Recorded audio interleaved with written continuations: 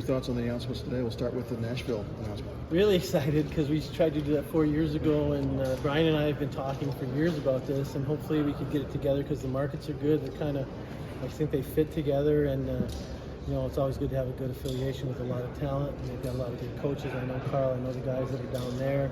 I've known Brian for a while. I met Bud Pyle a long time ago when I was in the IHL, and I started coaching, and then I knew David because when I was in college at the national championship, I met David one time, so it's kind of weird how it all kind of floats together. But I'm excited about it. I think it's a great situation, great setup for us, and kind of a new kind of a cleansing where we can step forward and maybe really chase a championship.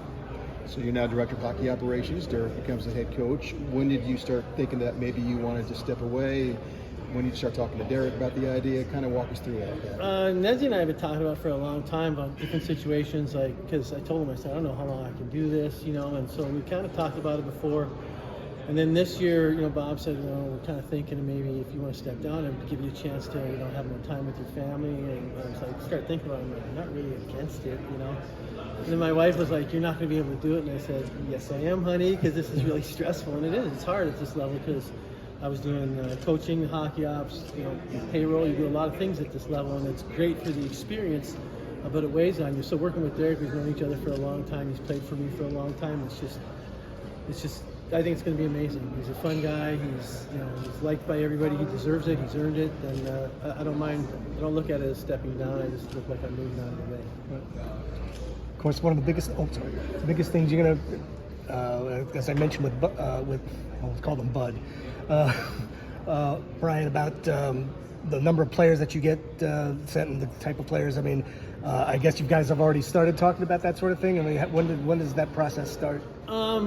Well, right away we kind of mentioned it of what do you think, how many guys will be getting, right. You know, and it usually ends up being somewhere from 4 to 6, and it can change depending on injuries, depending on if they, you know, maybe sometimes they, you know, they'll sign a couple guys late in the camp and stuff, so it kind of just gives you an idea. They'll say maybe 1D, 1 forward, or 2D, 1 forward, 1 goalie.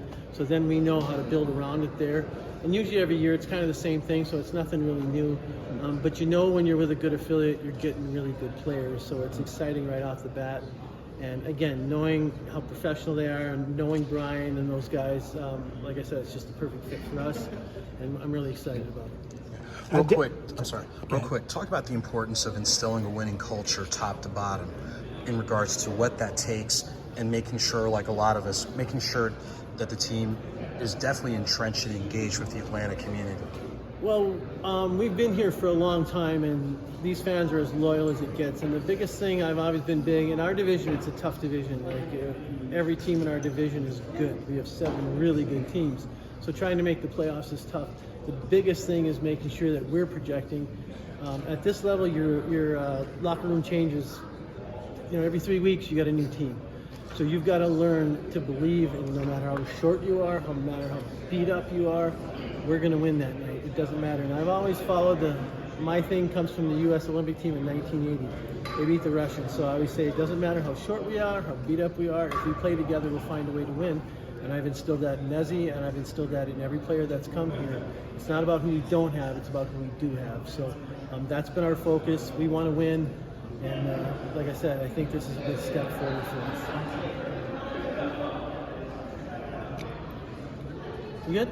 Thank you so much for coming today, you guys. We really appreciate it.